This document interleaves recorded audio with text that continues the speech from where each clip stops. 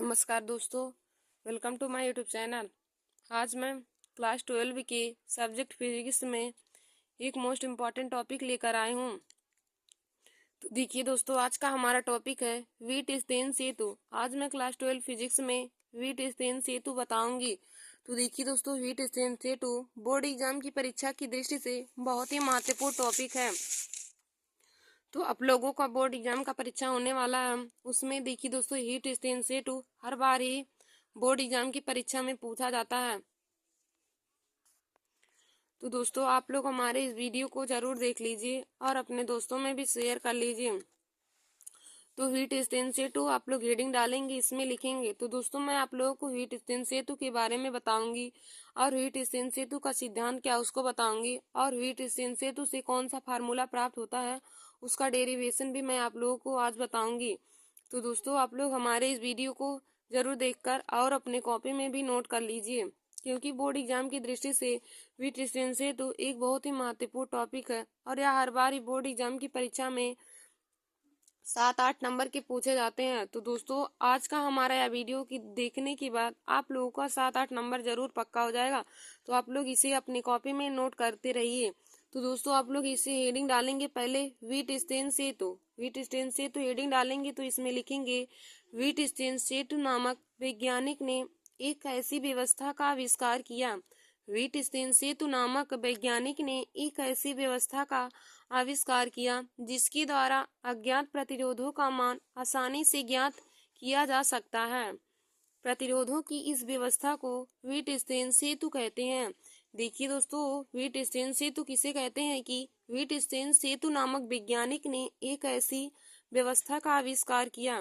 व्हीटस्टीन सेतु नामक वैज्ञानिक ने एक ऐसी व्यवस्था का आविष्कार किया जिसके द्वारा अज्ञात प्रतिरोधों का मान आसानी से ज्ञात किया जा सकता है। प्रतिरोधों की इस व्यवस्था को व्हीटस्टीन सेतु कहते हैं। देखिए दोस्तों, व्हीटस्टीन सेतु क्या होता है कि व्हीटस्टीन सेतु नामक वैज्ञानिक ने एक ऐसी व्यवस्था का आविष्कार किया जिसके द्वारा अज्ञात प्रतिरोधों का मान आसानी से ज्ञात किया जा सकता है। प्रतिरोधों की इस व्यवस्था को व्हीटस्टीन सेतु कहते हैं। अब हम आगे व्हीटस्टीन सेतु का सिद्धांत देखेंगे। तो दोस्तों आप लोग हेडिंग डालेंगे व्हीटस्टीन सेतु का सिद्धांत। व्हीटस्टीन सेतु का सिद्धांत तो इसमें लिखेंगे यदि चार प्रतिरोध पी क्यू आर एस को श्रेणी क्रम में इस प्रकार जोड़े कि एक चतुर्भुज बन जाए। यदि चार प्रतिरोध पी क्यू आर एस को श्रेणी क्रम में इस प्रकार जोड़े कि इनसे एक चतुर्भुज बन जाए तो चतुर्भुज की एक विकर्ण से धारा मापी तथा दूसरे विकर्ण से सेल जोड़कर सेल से धारा प्रवाहित करके प्रतिरोधों के मान में इस प्रकार संयोजित किया जाए। प्रतिरोधों के मान में इस प्रकार संयोजित किया जाए कि धारा मापी में कोई विक्षेप ना हो। तो धारा मापी में अविक्षेप की स्थिति में दो संलग्न भुजाओं के प्रतिरोधों का अनुपात के बराबर होता है। यानी कि देखिए दोस्तों, P upon Q equal to वहां से हो जाएगा R अपान में यस। देखिए दोस्तों, इसका सिद्धांत क्या कहता है कि यदि चार प्रतिरोध P Q R S को श्रेणी क्रम में इस प्रकार जोड़े कि इनसे एक चतुर्भुज बन जाए। यदि चार प्रतिरोध P Q R S को श्रेणी क्रम में इस प्रकार जोड़े कि इनसे एक चतुर्भुज बन जाए तो चतुर्भुज की एक विकर्ण से धारा मापी तथा दूसरे विकर्ण से सेल जोड़कर धारा इस प्रकार प्रवाहित करे कि प्रतिरोधों के मान इस प्रकार संयोजित किए जाएं कि धारा मापी में कोई विक्षेप ना हो। देखिए दोस्तों, प्रतिरोधों को श्रेणी क्रम में इस प्रकार जोड़ा जाए कि धारा मापी के मान में कोई विक्षेप ना हो। तो धारा मापी में अविक्षेप की स्थिति में उनकी दो संलग्न भुजाओं के प्रतिरोधों का अनुपात बराबर होता है। यानी कि P upon Q equal to हो जाएगा R अपान S के। यही हमारा संलग्न भुजाओं का अनुपात होता है। यही देखिए दोस्तों, व्हीटस्टीन सेतु से हमारा संबंध भी प्राप्त होता है P upon Q equal to R upon S। P upon Q equal to R upon S। देखिए दोस्तों, व्हीटस्टीन सेतु का सिद्धांत क्या कहता है कि यदि हम चार प्रतिरोध P Q R S को श्रेणी क्रम में इस प्रकार जोड़े कि उनसे एक चतुर्भुज बन जाए। तो दोस्तों हम पी क्यू आर एस को इस प्रकार जोड़ेंगे कि उनसे एक चतुर्भुज बन जाएगा। देखिए दोस्तों यही हमारा जैसे है फिगर।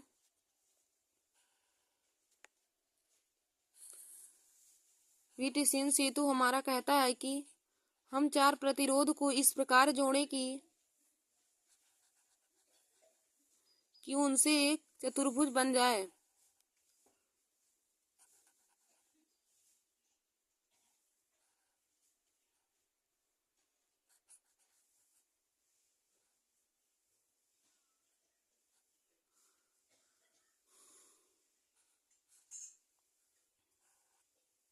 तो देखिए दोस्तों यहाँ पे हम P मान लेंगे, Q, R और S। तो इस प्रकार जोड़े कि उनके मान में कोई भी विक्षेप ना हो। तो धारा मापे में अविक्षेप की स्थिति में संलग्न भुजाओं के प्रतिरोधों का अनुपात उनके अन्य दो भुजाओं के प्रतिरोधों के अनुपात के बराबर होता है, यानी कि P upon Q equal to हमारा हो जाएगा R अपान S के। तो देखिए दोस्तों ये हमारा फिगर है। तो हमने यहाँ पे इसको सेल के द्वारा जोड़ दिया है। यहाँ पे R कुंजी है, यहाँ पे हमारा I1 धारा प्रवाहित हो रही है। R1 यह हमारा R1 है, R2, R3 और R4 है। दोस्तों देखिए R1 में हमारा I2 धारा बह रही है और इधर हमारा I धारा बह रही है। तो इसका हम डेरिवेशन कैसे प्रूव करेंगे? तो डेरिवेशन प्रूफ भी हमारा आता है। तो दोस्तों आप लोग हेडिंग डालेंगे प्रूफ, फिर लिखेंगे किरचॉफ के नियमानुसार। किरचॉफ का नियम क्या कहता है कि देखिए दोस्तों किरचॉफ का प्रथम नियम होता है कि किसी भी संधि पर मिलने वाली समस्त धाराओं का बीजगणितीय योग शून्य होता है। संधि पर मिलने वाली धाराओं को धनात्मक चिन्ह के साथ तथा दूर जाने वाली धाराओं को ऋणात्मक चिन्ह के साथ लिया जाता है। तो दोस्तों जो संधि की तरफ धारा जाएंगी उनको हम धनात्मक चिन्ह के साथ लेंगे और जो संधि से दूर जाएंगी उनको हम ऋणात्मक चिन्ह के साथ लेंगे। तो दोस्तों देखिए और उनका दूसरा नियम होता है किरचॉफ का दूसरा नियम कहता है कि किसी भी संधि पर मिलने वाली समस्त धाराओं का बीजगणितीय योग विद्युत वाहक बल के योग के बराबर होता है। तो हम इसमें देखिए प्रूव करेंगे कि किरचॉफ के नियम से, प्रूफ में हम लिखेंगे किरचॉफ के नियम से, उसमें लिखेंगे बंद पास ए बी डी ए में। देखिए दोस्तों बंद पास हमारा ए बी डी और ए है। ए बी डी ए में हम पहले देखेंगे ए बी डी और ए में, फिर उसके बाद हम देखेंगे बी सी डी बी में। पहले हम बंद पास ए बी डी और ए में देखेंगे तो लिखेंगे बंद पास ए बी डी ए में I1 इंटू पी माइनस में I2 into are equal to 0। इसको हम समीकरण 1 मान लेंगे। देखिए दोस्तों पहले हम बंद पास ए बी डी ए में देखेंगे तो लिखेंगे I1 इंटू पी माइनस में I2 into are equal to 0। इसको हम समीकरण 1 मान लेंगे। तो दोस्तों यहाँ से जब हम I2 इंटू आर को उधर पक्षांतर करेंगे, इधर हमारा माइनस है तो बराबर की उधर जाने की बात प्लस हो जाएगा। तो हो जाएगा I2 into P equal to I2 into में R I1 into P equal to I2 into R. इसको हम समीकरण 2 मान लेंगे। फिर दोस्तों अब हम बंद पास बी सी डी बी में देखेंगे तो हम लिखेंगे बंद पास बी सी डी बी में। तो इसमें हमारा क्या हो जाएगा I1 इंटू क्यू माइनस में I2 into S equal to 0। I1 into Q minus में I2 into S equal to 0। फिर दोस्तों यहाँ से जब हम I2 इंटू यस को उधर पक्षांतर करेंगे तो इधर माइनस में उधर जाने के बाद यह भी हमारा प्लस में हो जाएगा। तो हो जाएगा I2 Q equal to I2 into में यस। इसको हम समीकरण 3 मान लेंगे। I2 into Q equal to I2 into S हो जाएगा। इसको हम समीकरण 3 मान लेंगे। अब दोस्तों हम समीकरण 2 में समीकरण 3 से भाग दे देंगे। समीकरण 2 में समीकरण 3 से भाग देंगे तो यहाँ पे लिखेंगे समीकरण 2 में समीकरण 3 से भाग देने पर, समीकरण 2 में समीकरण 3 से भाग देने पर तो हमारा समीकरण 2 क्या था कि I1 P equal to I2 R और समीकरण 3 हमारा है I1 Q equal to I2 S। देखिए दोस्तों बराबर की इधर का हम एक साथ बटे भाग करेंगे और बराबर की उधर का एक साथ, तो हो जाएगा हमारा I1 इंटू पी अपान में I1 इंटू में Q हो जाएगा इक्वल टू हो जाएगा I2 इंटू में R अपान I2 इंटू में S। अब देखिए दोस्तों I1 से I1 कट जाएगा, I2 से I2 कट जाएगा, तो हमारे यहाँ पे बचेगा P upon Q equal to R upon में S। तो देखिए दोस्तों यहाँ से हमारा हो जाएगा जब हम समीकरण 2 में समीकरण 3 से भाग देंगे तो क्या हो जाएगा I1 इंटू पी अपान में I1 इंटू में Q equal to I2 into में आर अपान I2 इंटू में एस हो जाएगा। तो दोस्तों देखिए I1 से I1 कट जाएगा और I2 से I2, तो यहाँ पे हमारा क्या बचेगा, P upon Q equal to R upon में एस हमारा बच जाएगा P upon Q equal to R upon में एस। तो देखिए दोस्तों P upon Q equal to R upon S जो हमारा आया है, यही हमारा हीट एक्सचेंज सेतु का सिद्धांत है और यही हीट एक्सचेंज सेतु की सिद्धांत से हमारा फार्मूला प्राप्त होता है। तो देखिए दोस्तों जब भी आपको हीट एक्सचेंज सेतु का फार्मूला पूछे तो आप बताएंगे P upon Q equal to R upon S. तो दोस्तों इससे संबंधित क्वेश्चन भी बोर्ड एग्जाम की परीक्षा में पूछे जाते हैं, तो आप लोग फार्मूला को जरूर तैयार कर लीजिए। तो देखिए दोस्तों हमने आप लोगों को हीट एक्सचेंज सेतु के बारे में बताया।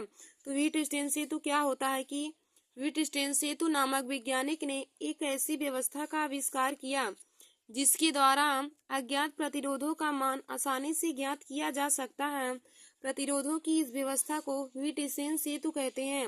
अब देखिए दोस्तों हीट एक्सचेंज सेतु का सिद्धांत क्या होता है, तो इसका सिद्धांत हो जाएगा यदि चार प्रतिरोध P Q R S को श्रेणी क्रम में इस प्रकार जोड़े कि इनसे एक चतुर्भुज बन जाए।